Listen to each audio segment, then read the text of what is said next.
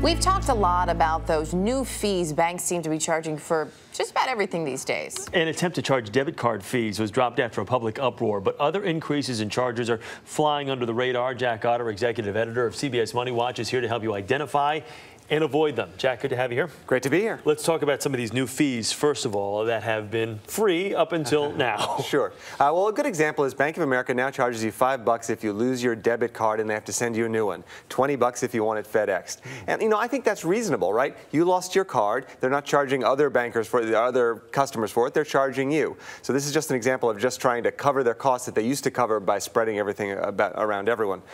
Sorry? Oh, I was going to say, and then we see here, too, that TD Bank is going to charge you to wire money into your own account? Yeah, that's kind of odd, actually. You know, they're getting more of your assets. You think they'd encourage that, but any way to make a buck. Wow. Okay, so that's one of them.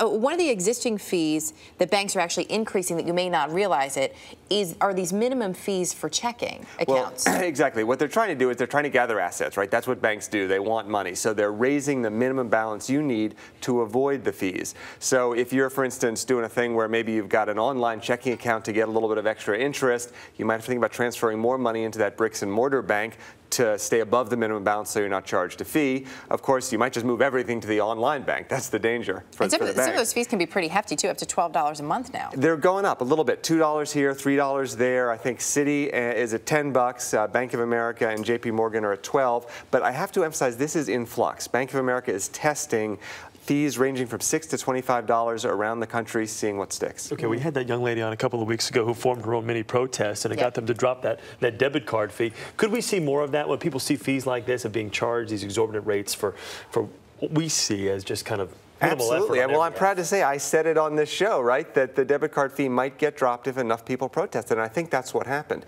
Obviously, you know, it's a game of what the market will bear, and they try to see how much will they actually pay.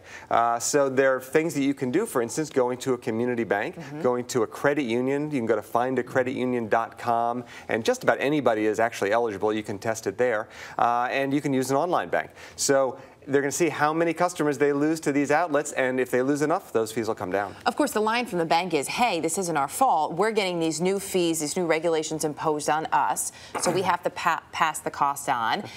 Some people, you could make the argument, too, I guess, that maybe we've just been too used to getting things for free, and now we have to start paying. But, I mean, are either one of those arguments ever going to work, you think? There is some truth to that. As I said, you know, if they're mailing you a card, there's no reason you shouldn't pay the postage on that. I do think they're being a little bit disingenuous. The implication is the government took away these dastardly things we used to do, so now we have to make up that money by charging you fees. Yeah. As if they weren't in the business of maximizing profits before this law passed. It's not like they don't have enough money, right? Well, but more importantly, you know, they would have charged these fees if they thought they could have gotten away with them before, and now we'll see if they get away with them this time. And the way it looks to the general public is, okay, they're taking away this one fee, and you've got these new regulations, so they're now kind of circumventing the system, and they're figuring out other ways to bring it right to the consumer. And I think they're getting called on. You know, there's a community bank in Ohio. I love the story. I think it's the People's Bank of Urbana, and they're paying $5 to every customer who uses his debit card in a given month. And it's a nice way of thumbing their noses at the big bank and saying, hey,